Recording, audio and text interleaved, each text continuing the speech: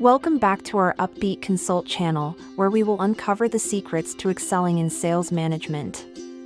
Whether you're a seasoned sales manager or aspiring to lead a high-performing team, this comprehensive guide will provide you with proven strategies, tips, and techniques to drive sales success.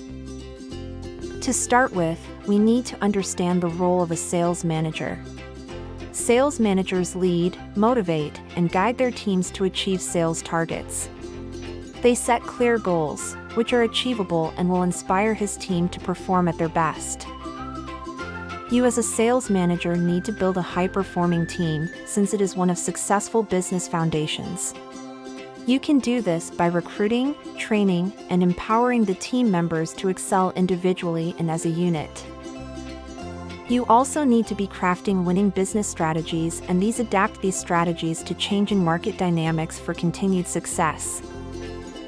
Important thing to remember that it is a must to empower your team through training. Also need to enhance their skills and keep them updated on industry trends. Not only that, but leading by example is a very impactful way on your team. You must demonstrate sales techniques, ethics, and professionalism through open, transparent communication. This will foster trust and collaboration.